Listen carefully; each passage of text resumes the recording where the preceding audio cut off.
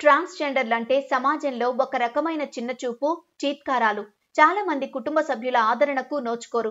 అయితే అలాంటి అనుమానాలు, అవాంతరాలు అన్నింటినీ దాటుకుని తన కాళ్ల మీద తాను నిలబడ్డమే కాకుండా తనలాంటి వాళ్లను ఆత్మస్థైర్యంతో ముందుకు సాగేలా చేస్తోంది ఓ ట్రాన్స్‌జెండర్. ఆమె క్యాటరింగ్ బిజినెస్‌లో దూసుకెళ్తున్న సెల్వి అమ్మ. తమిళనాడు కోయంబత్తూర్‌కు చెందిన సెల్వి ఆమెతో పాటు 40 మంది ట్రాన్స్‌జెండర్‌లకు కొత్త దారి చూపించింది.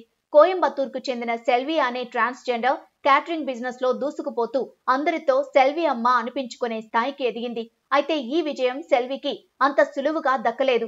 తాను కూడా అందరూ ట్రాన్స్‌జెండర్ల లాగానే అనేక సవాళ్లను ఎదుర్కొంది. సమాజంలో తమలాంటి వారిపై ఉన్న చిన్న చూపు, చీత్కారాలను దాటి తాను కూడా ఏదైనా సాధించాలనే పట్టుదలతో కష్టపడింది.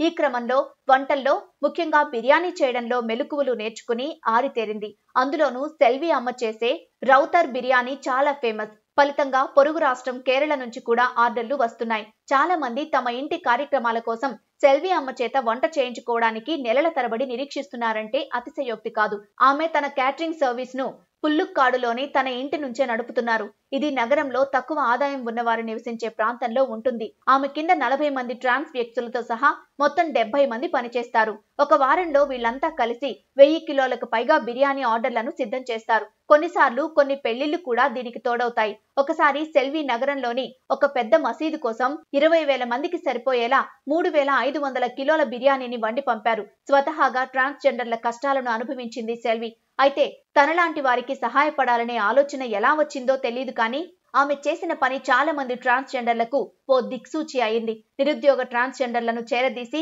కనీసం టీ పెట్టడం రాని వారికి కూడా వంటల్లో మెలకువలు నేర్పింది. ఇలా ఒక్కొక్కరిగా సెల్వి అమ్మ టీంలో భాగస్వాములయ్యారు. ఇప్పుడు సెల్వి క్యాటరింగ్ టీంలో 70 మంది ఉన్నారు. సెల్వి అమ్మ దగ్గర వంట నేర్చుకున్న తర్వాత ఆ 70 మంది చాలా చోట్ల వంటలు చేస్తున్నారు. కోయంబత్తూర్లోనే కాకుండా కేరళలోనూ బిర్యానీ చేస్తున్నారు. వీరు చేసే రౌతవ్ బిర్యానీ కోయంబత్తూరులో చాలా ఫేమస్. అయితే ఇక్కడి కంటే కేరళలోనే ఎక్కువ కస్టమర్లు ఉన్నారు. ఇంకా ఇప్పుడిప్పుడే చాలా ప్రాంతాలకు ఈ బిర్యానీ వాసన పాకుతోంది.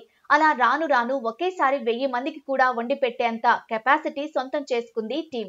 ఇలా 40 మందికి జీవనోపాధి చూపించి ఎంతో మందికి ఆదర్శంగా అవుతున్నారు సెల్వి అమ్మ.